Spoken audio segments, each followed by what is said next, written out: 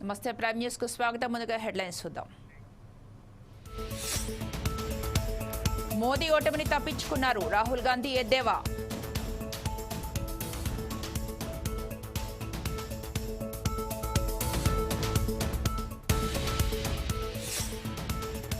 రాజకీయాల్లో గెలుపోటములు సహజం, హింసాత్మక ఘటనలు దారుణమన్న మిథున్ రెడ్డి.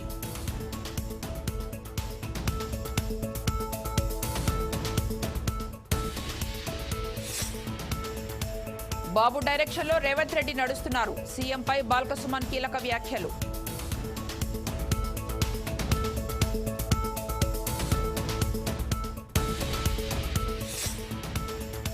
ఒడిషా సీఎంగా మాఝీ ప్రమాణం, హాజరైన మోదీ, అమిత్ షా, నడ్డా.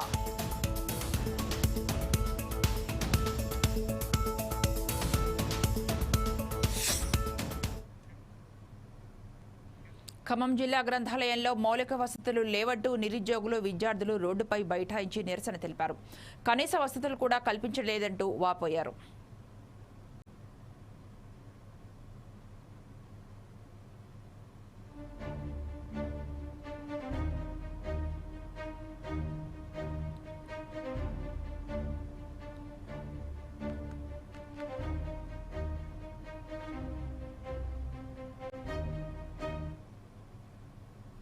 ప్రాబ్లం మరియు ఇక్కడ బాత్రూమ్స్ మాకు దాదాపు బిల్డింగ్ కూలిపోయి, మా పాత బిల్డింగ్ కూలిపోయింది. దాదాపు మాకు టాయిలెట్స్ లేవు, వాటర్ లేదు. మేము వాటర్ తాగాలన్నా కూడా బయట 5 రూపాయలు ఇచ్చి లీటర్ కొనుక్కునే పరిస్థితి ఏర్పడింది. మేము ఏం అడగట్లేదు, మాకు సదుపాయాలు కల్పించండి, వాటర్ సకాలంలో కల్పించండి, మాకు టైం 24 గంటలు చేయమనేసి కోరుకుంటున్నాం. ఎందుకంటే మేము పోరాటం చేసి మా ఒక కాంగ్రెస్ ప్రభుత్వాన్ని గెలిపించుకున్నాం, కానీ మాకంతా అన్యాయం చేస్తారు అనుకోలేదు.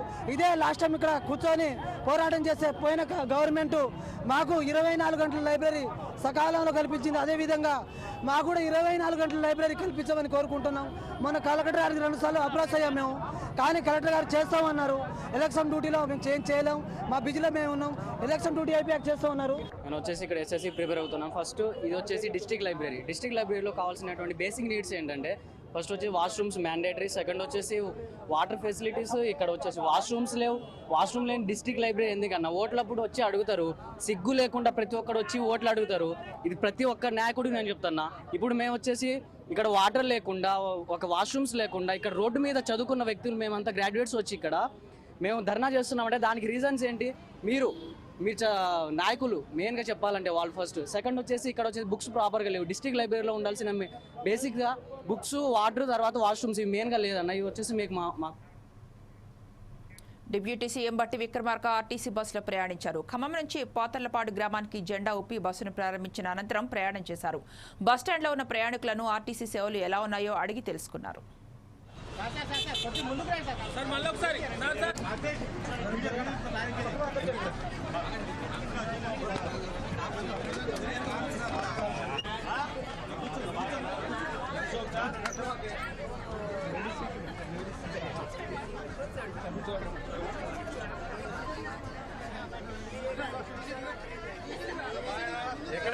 ఎక్కడ రాను ఎక్కడ కావడం కూడా వస్తాడు.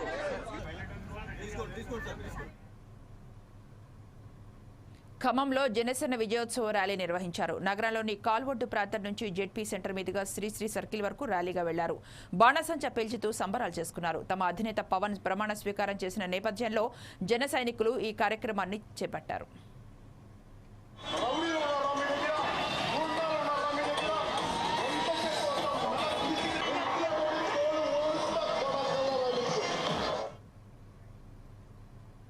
తెలంగాణలో పాఠశాలలు పునఃప్రారంభమయ్యాయి. ఈ సందర్భంగా ఖమ్మం నగరంలోని ప్రభుత్వ పాఠశాలలో బడిబాట కార్యక్రమానికి మంత్రులు భట్టి విక్రమార్క, తుమ్మల నాగేశ్వరరావు హాజరయ్యారు.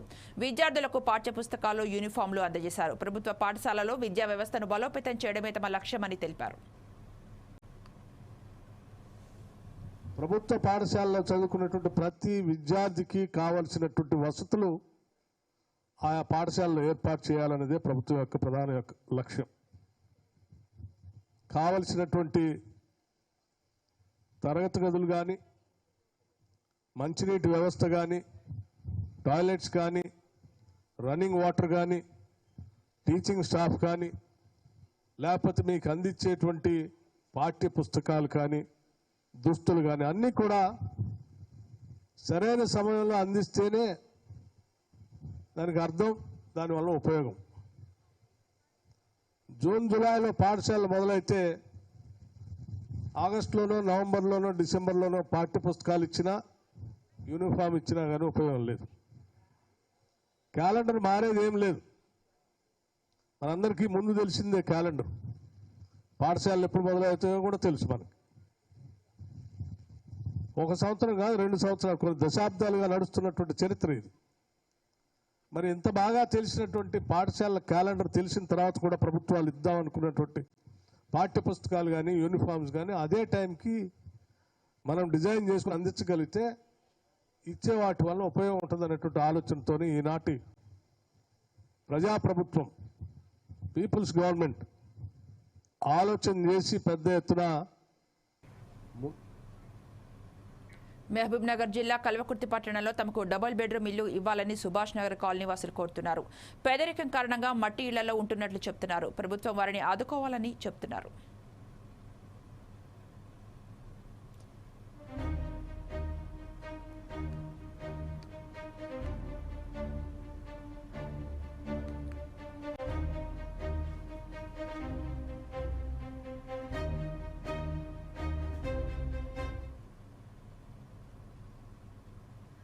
నిన్న మన వర్షాలు బాగా వచ్చినుండే, వెనక గోడ మొత్తం కూలిపోయినుండే. భర్త కవర్ కప్పినా కానీ కురుస్తానే ఎత్తిపోసుకొని పండుకుంటున్నాం. మా వారి దాకా ప్రభుత్వం 5 లక్షలు అట్లా కేటాయించాలని, డబుల్ బెడ్రూమ్ ఇవ్వాలని కోరుకుంటున్నాం. మాది ప్రాబ్లం, మాకు తిననీక తిండి లేదు, కట్టనీక బట్ట లేదు, చేసుకోనికే రెక్కలు లేవు. మా ఇంటి ఇది గిది కూడా మాదే, కానీ ఆడ ఇది మొత్తం మాదే అన్నట్టు. ఇంకా నా బాత్రూమ్ గిదే, ఇంకా ప్రస్తుతానికి ఏదో అట్లా ఉండా. మాకు చెయ్యి గుర్తున్న వలన మాకు ఈ 6 లక్షలు వచ్చేటట్టు మాకు చేయండి సార్. కష్టం చేసుకొని బతకనిక మాకు ఏలా లేదు. మాకు గవర్నమెంట్ జాబులు లేవు, కూలినాలు చేసుకుంటేనే బతుకు, లేకపోతే లేదు. గత ప్రభుత్వం కానీ ఈ ప్రభుత్వం కానీ మాకు ఖాళీ స్థలం ఉన్నా కానీ ఇల్లు కేటాయించలేదు. ఇప్పుడున్న ప్రభుత్వం అయినా గత ప్రభుత్వం 10 సంవత్సరాలు ఉన్న ఆ ప్రభుత్వం వల్ల కానీ ఈ ప్రభుత్వం వల్ల కానీ ఏ ఉపాధి పథకం కానీ ఏ గవర్నమెంట్. కామారెడ్డి జిల్లాలోని ఆసుపత్రులు డాక్టర్లు నిర్లక్ష్యంగా వ్యవహరిస్తున్నారు. బీర్కులోని సబ్ సెంటర్ల తీరు పలు విమర్శలకు తావిస్తోంది. డాక్టర్లు ఉండాల్సిన చోట ఏఎన్ఎంలతో పని చేస్తున్నారు. రిజిస్టర్లలో కూడా సరిగా సంతకాలు చేయడం లేదు. మరోవైపు ఆయుర్వేదిక్ సెంటర్లో ఉండే డాక్టర్ కూడా విధులకు హాజరు కావడం లేదు. తమకు బదులుగా వేరే వ్యక్తికి నియమించుకుంటున్నామంటున్నారు. వాళ్ళు కనుక సరిగ్గా వాళ్ళ పనులు చేయకపోయినా, సబ్ సెంటర్లకు రాకపోయినా టైంకి నేనే మెమోస్ ఇష్యూ చేయాల్సి వస్తుంది. స్ట్రిక్ట్గా చెప్తున్నాను, ఇంకా ఎవరి పనులు వాళ్ళు చేయాల్సిందే. అంటే మీ పర్యవేక్షణ కూడా లేదని అనుకుంటున్నాం సార్. ఎందుకంటే గతంలో ఇప్పుడు మీ పర్యవేక్షణ అంటే మరి సబ్ సెంటర్లకు వెళ్ళిపోయి ఉంటారు, వెళ్తారు కదా. వెళ్ళినప్పుడు మరి ఆమె రెగ్యులర్గా డ్యూటీకి వచ్చినట్లయితే సంతకాలు పెట్టాలి కదా.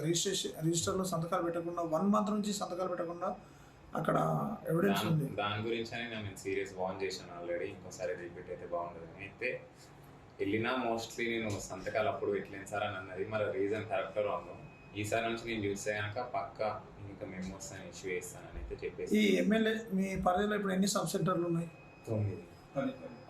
10 ఇంక్లూడింగ్ ఇది 10. బీర్కూరు ఇంక్లూడింగ్ 10. ఎక్కడెక్కడ? దామరంచ, కిష్టాపూర్, తిమ్మాపూర్, నస్రుల్లాబాద్, బైరాపూర్, మన బీర్కూర్, మరంగేడి, అంకోల్, మీ పరిధిలోకి వస్తాయి. అంకోల్, దుర్కి, నెంగి. ఓకే. అయితే వీళ్ళు చేయాల్సిన పని ఏంది? ఎప్పటి నుంచి ఎప్పటి వరకు డ్యూటీ చేయాలి ఎమ్మెల్యేహెచ్పి? వీళ్ళు జనరల్లీ 9:30 to 4 వరకు టైం. అయితే వాళ్ళ వర్షన్ ఏంటంటే మాకు జీతాలు సరిగా వస్తలేవు సార్, జీతాలు ఇస్తలేరు అన్నారు. అంటే జీతాలు సొంతంగా అప్పు చేసి మళ్ళీ వస్తున్నాం కామారెడ్డి. జీతం గురించి పక్క ఫస్ట్ అయితే పని చేయండి అని అయితే చెప్పిన. పని నుంచి నేను చేపిస్తా కూడా పక్క నుండి ఏమన్నా ఇలాంటి మిస్టేక్స్ ఉన్నా కానీ కానివ్వకుండా చూసుకుంటా.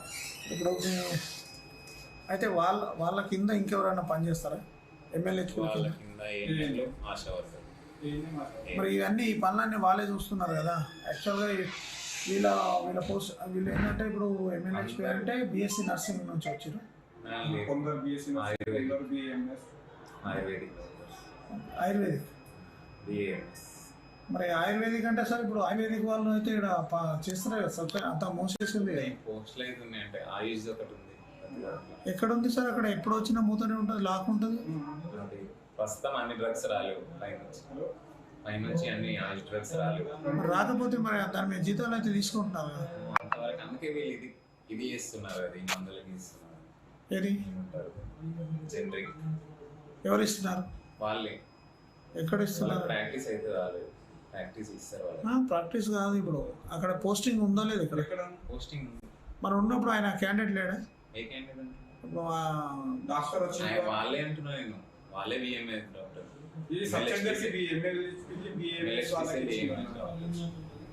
వాళ్ళే డాక్టర్స్.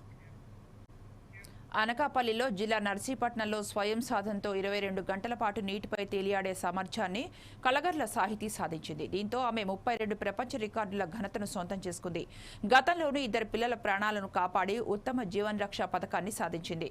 నర్సీపట్నం మున్సిపాలిటీలోని రాయల్ పార్క్ రిసార్ట్స్ స్విమ్మింగ్ పూల్లో వ్యాపారవేత్త వెలగా నారాయణరావు ఏర్పాటు చేసిన జలాసన కార్యక్రమంలో పాల్గొని నీటిలో అనేక యోగాసనాలను ప్రదర్శించి అబ్బురపరిచింది. చైర్మన్గా డైరెక్టర్గా రెండింటిలో కూడా జాయిన్ అవ్వడం, ఈ సమ్మర్ కోచింగ్ క్యాంప్కి హెల్ప్ చేయడం చేస్తుండగా మాటల మధ్యలో సాహితీ కూడా మనలో జరిగింది. మరి స్విమ్మింగ్ అది అన్ని చాలా అవార్డ్స్ వచ్చాయి కదా, ఇక్కడ నర్సీపట్నంలో పెడితే బాగుంటుంది కదా అని అడిగితే నిజమే పెట్టచ్చు, ముందు బంగారాజు గారు ఈయన పర్మిషన్ ఇస్తారా లేదా ఏంటి, తర్వాత అమ్మాయికి షెడ్యూల్ కుదురుతుందా లేదని అడిగితే మాకు 13వ తారీఖు వరకు కాలేజ్ లేదండి, నేను కావాలంటే తీసుకొస్తానని చెప్పి వైజాగ్ నుంచి ప్రత్యేకంగా తీసుకొచ్చింది. మన ఎస్ఆర్సీ మన రాయల్ ఎస్ఎస్ బంగారం గారిని అడిగితే తప్పకుండా నరేంద్ర ప్రదర్శన చేయడానికి నేను గుర్తుగా చేస్తాను. ఎవరిని కూడా ₹1 కూడా ఫీజు తీసుకున్నాను.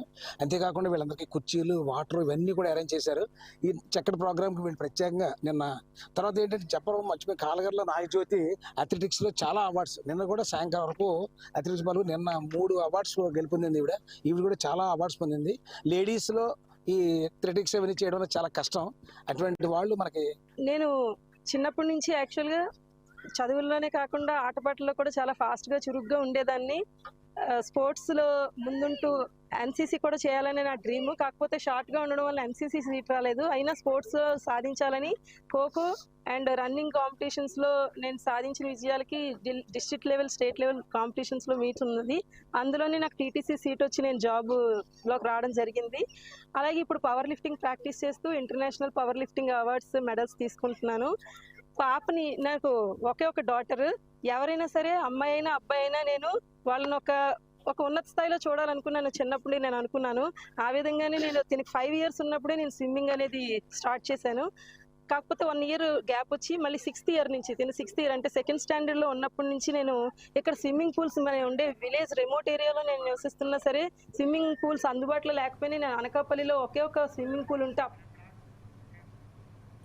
తుంగతుర్తి మండలం అన్నారం గ్రామంలో జిల్లా పరిషత్ ఉన్నత పాఠశాలలో బడిబాట కార్యక్రమాన్ని నిర్వహించారు. విద్యార్థులను ప్రభుత్వ పాఠశాలల్లో చేర్పించేలా కృషి చేయాలని ఉపాధ్యాయులకు సూచించారు ఎమ్మెల్యే మందుల సామేలు. ఈ నెల 3 నుంచి 19వ తేదీ వరకు బడిబాట కార్యక్రమాన్ని షెడ్యూల్ ప్రకారం నిర్వహించాలని సీఎం సూచించినట్లు అని చెప్పారు. విద్యార్థులకు పాఠ్యపుస్తకాలు, నోటు బుక్కులు, దుస్తులు అందజేశామని తెలిపారు. గత ప్రభుత్వం ఏమో పాఠశాల 6,000 పాఠశాలను మూసేసింది. ఈనాడున్న మన ప్రభుత్వం, రేవంత్ రెడ్డి గారి ప్రభుత్వం, గ్రామంలో ఏ గ్రామంలో అయితే పాఠశాల లేదో ఆ గ్రామంలో పాఠశాల పెట్టాలని ప్రతిపాదన చేయడం జరిగింది. అందుకోసమనే బడిబాట అనే కార్యక్రమాన్ని పెట్టడం జరిగింది.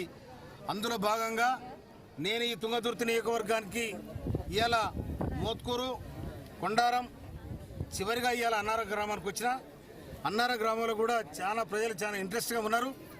ఈ పాఠశాలలో మంచి విద్య రావాలని, ప్రైవేటు పాఠశాలలకు విద్యార్థులు పోకుండా ఇదే పాఠశాలకు వచ్చి ఇక్కడ మంచి వాతావరణంలో ఈ గ్రౌండ్లో ఆడుకొని. ఆంధ్రప్రదేశ్ ముఖ్యమంత్రిగా ప్రమాణ స్వీకారం చేసిన చంద్రబాబు నాయుడుకు ఏపీసీసీ చీఫ్ వైస్ షర్మిల శుభాకాంక్షలు తెలిపారు. ప్రజల ఆశయాలకు నమ్మకాలకు అనుగుణంగా వ్యవహరించాలని కోరారు. రాష్ట్ర అవసరాలను కఠిన సవాళ్లను దృష్టిలో పెట్టుకుని పాలన అందించాలని ఆశించారు. మంత్రిగా ప్రమాణ స్వీకారం చేసిన శ్రీ పవన్ కళ్యాణ్కి ప్రత్యేక శుభాకాంక్షలు తెలుపుతూ రాష్ట్ర అభివృద్ధిలో ప్రత్యేక పాత్ర పోషించాలని ఆకాంక్షించారు.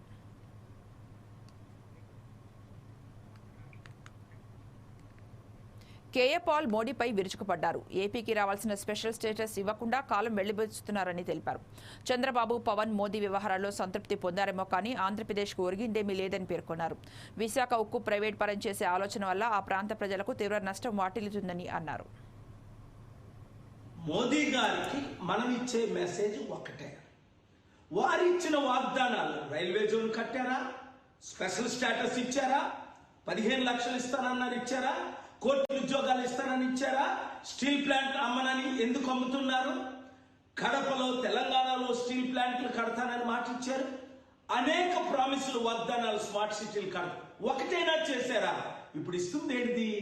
హగ్గులు చిరంజీవి పవన్ కళ్యాణ్కి, స్మైల్స్ చంద్రబాబు నాయుడు గారు. ఏం చేస్తున్నారు చంద్రబాబు నాయుడు గారు? ఏంటిది? మళ్ళా నన్ను జైల్లో పెట్టకూడదని. తెలుగు ప్రజలారా కలవండి, నాతో కలిసి పోరాడదాం. ఇవన్నీ ఎలా సాధించాలో నేను మీకు చెప్తాను. మీరు ఒక్కొక్కరు 10 మందికి 100 మందికి షేర్ చేయండి. మన పోరాటం ఆరంభమే. ముఖ్యంగా కాపులందరూ చాలా బాధపడుతున్నారు.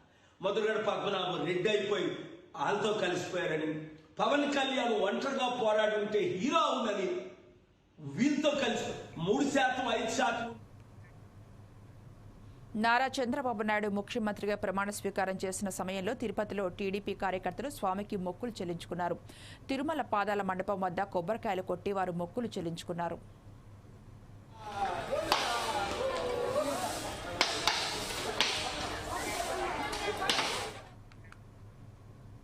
చంద్రబాబు నాయుడు ముఖ్యమంత్రిగా ప్రమాణ స్వీకార సందర్భంగా పుట్టపర్తి నియోజకవర్గంలో సంబరాలు మిన్నట్టాయి. చంద్రబాబు చిత్రపటానికి పాలాభిషేకం, బాణసంచా పేల్చి సంబరాలు చేసుకున్నారు. పుట్టపర్తిలో హనుమాన్ దేవాలయం వద్ద తెలుగుదేశం పార్టీ కార్యకర్తలు కేరింతలు కొడుతూ చిందులు తొక్కారు. 100 మీటర్ల మేర బాణసంచా పేల్చి సంబరాలు జరుపుకున్నారు. బాబు ప్రమాణ స్వీకార మహోత్సవాన్ని తిలకించేందుకు నియోజకవర్గ వ్యాప్తంగా కొత్త చెరువు, బుక్కపట్నం, ఒడిసి మండలాల్లో బిగ్ స్క్రీన్లను ఏర్పాటు చేశారు.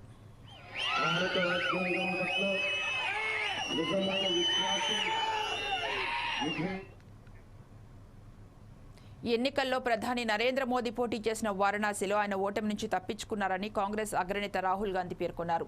కేరళలోని ముప్పవరంలో ఓ సమావేశంలో రాహుల్ గాంధీ పాల్గొని ప్రసంగించారు. అయోధ్య ప్రజల చేతిలో భాజపా ఓడినట్లే వారణాసిలో మోదీ ఓడిపోయి ఉండేవారని వ్యాఖ్యానించారు. ప్రభుత్వాన్ని ఏర్పాటు చేయడానికి కావాల్సిన సీట్లు భాజపా ఒంటరిగా సాధించకపోవడానికి మోదీ నైతిక బాధ్యత వహించాలని రాహుల్ డిమాండ్ చేశారు.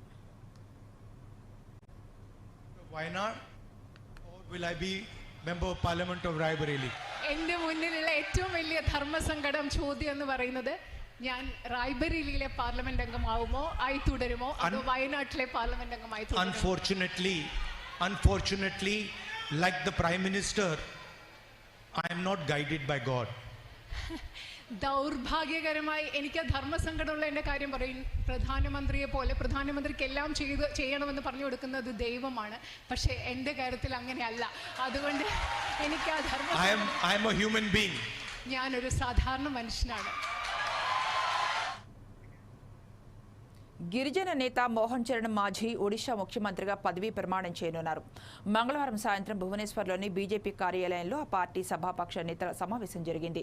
పర్యవేక్షకులుగా రక్షణ మంత్రి రాజ్నాథ్ సింగ్, అటవీ పర్యావరణ మంత్రి భూపేంద్ర యాదవ్ పాల్గొన్నారు. వీరితో పాటు కేంద్ర మంత్రులు ధర్మేంద్ర ప్రధాన్, అశ్విని వైష్ణవ్, జయాల్ ఓరం, ఇతర ఎంపీలు పాల్గొన్నారు. గంటన్నర పాటు చర్చించారు. తర్వాత విలేకరులతో రాజ్నాథ్ సింగ్ మాట్లాడుతూ సీఎంగా మోహన్ చరణ్ మాఝీని శాసనసభ్యులంతా ఏకగ్రీవంగా ఎంపిక చేసినట్లు ప్రకటించారు. राज्यर मुख्यमंत्री रूपे मोर कर्तव्य श्रद्धा और शुद्ध अंतरकरण रे निर्वाह करिबी एवं बिना भय बा पक्षपात रे बिना अनुराग बा देश रे सबु प्रकार लोकंक प्रति संविधान और विधि अनुसार न्याय प्रदान करिबी। मो श्री मोहन चरण माझी ईश्वरंक नाम रे शपथ करुअछि जे जो विषय राज्यर मुख्यमंत्री रूपे मोर विचार को अणाजिब ବା ମୋତେ ଜ୍ଞାତ ହେବ ତାହାକୁ ଏପରି ମୁଖ୍ୟମନ୍ତ୍ରୀ ରୂପେ ମୋର କର୍ତ୍ତବ୍ୟର ସମୁଚିତ ନିର୍ବାହ ନିମିତ୍ତ ଯେପରି ଆବଶ୍ୟକ ହେବ ତତ୍ ଭିନ୍ନ ପ୍ରତ୍ୟକ୍ଷ ବା ପରୋକ୍ଷ ଭାବେ କୌଣସି ବ୍ୟକ୍ତି ବା ବ୍ୟକ୍ତିମାନଙ୍କୁ ଜଣାଇବି ନାହିଁ ବା ପ୍ରକଟ କରିବି ନାହିଁ।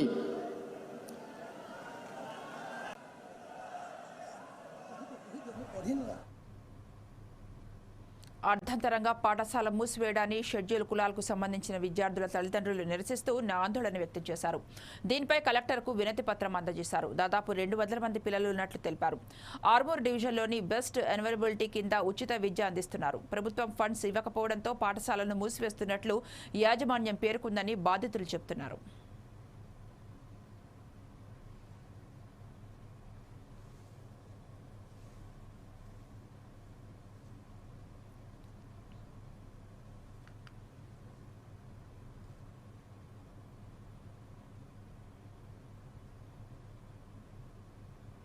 అయితే గత 5 years నుండి మా పిల్లలు ఈ షెడ్యూల్ బెస్ట్ అవైలబుల్ ద్వారా సీట్లు సాధించిన పిల్లలు సెంట్ పాల్ స్కూల్లో దాదాపు 200 మంది పిల్లలు ఆ స్కూల్లో గత 5 సంవత్సరాల నుండి 6 సంవత్సరాల నుండి చదువుతుర్రు.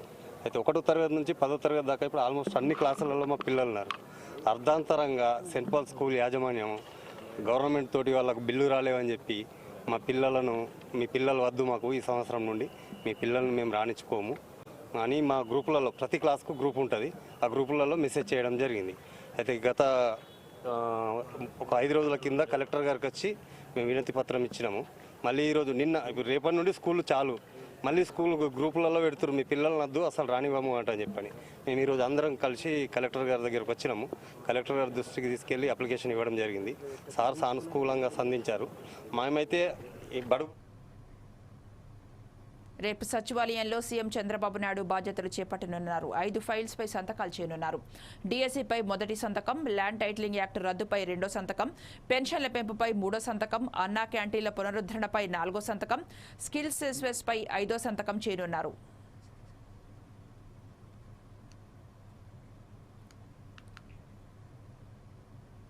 రాజకీయాల్లో గెలుపోటములు సహజమని మిథున్ రెడ్డి అన్నారు. గత కొన్ని రోజులుగా జరుగుతున్న హింసాత్మక ఘటనలు చాలా బాధాకరమని అన్నారు. కార్యకర్తలపైన దాడులు చేయడం, ఇళ్లు కూలగొట్టడం లాంటి పరిస్థితులు రాష్ట్రంలో ఇంతకుముందు ఎప్పుడూ లేవని స్పష్టం చేశారు.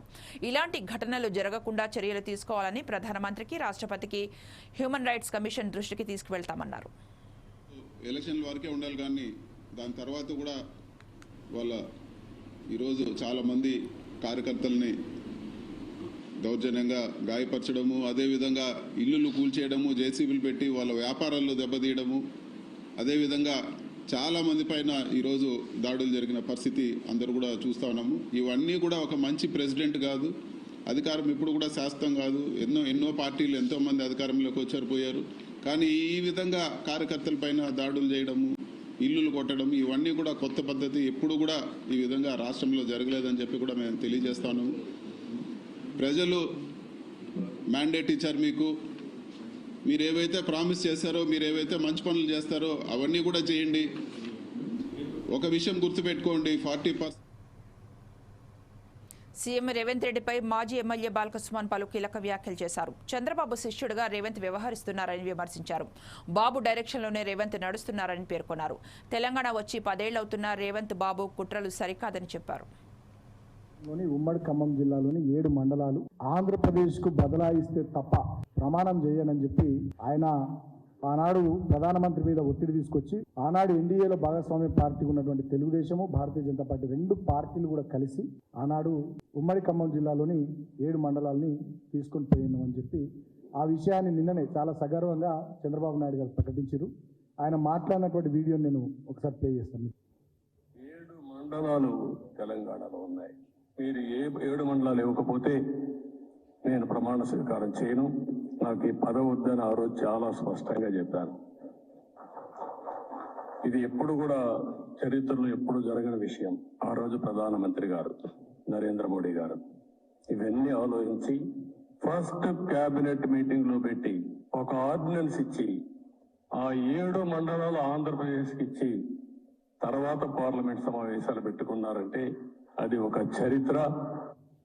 ఆనాడు ఒక మా పార్టీ మాత్రమే ఈ నిర్ణయాన్ని వ్యతిరేకిస్తూ ఆనాడు తెలంగాణ రాష్ట్ర బంద్కు పిలుపునిచ్చింది. ఆనాడు పార్లమెంట్ సభ్యులు, నేను అప్పుడు ఎంపీగా ఉన్న పెద్దపల్లి నుంచి 2014లో దాదాపు ఒక 3-4 సెషన్లు మొత్తం మేము నిరసన తెలుపుతూ అవసరమైన సందర్భంలో పోడియంలోకి పోయి అదేవిధంగా ట్రెజరీ బెంచెస్ పక్కన నిలబడి కూడా చాలా సీరియస్గా తీవ్రమైనటువంటి నిరసన ఆనాడు కేంద్ర ప్రభుత్వం, ముఖ్యంగా తెలుగుదేశం పార్టీ, భారతీయ జనతా పార్టీ కలిపి తీసుకున్నటువంటి ఈ నిర్ణయాన్ని వ్యతిరేకిస్తూ ఆనాడు తెలంగాణ పక్షాన మేము కొట్లాడడం జరిగింది. ఆ రోజు lower Sileru hydel power project కూడా ఈ 7 మండలాల్లో భాగంగా ఆంధ్రాకు పోవడం జరిగింది. అప్పటికే తెలంగాణ పవర్ డెఫిసిట్ లో ఉండి ఇబ్బందికరమైనటువంటి పరిస్థితులు ఉన్నటువంటి తరుణంలో ఆనాడు మన లోయర్ సీలేరు హైడల్ పవర్ ప్రాజెక్టును కూడా దుర్మార్గంగా ఆంధ్రకు బదలాయించడం జరిగింది.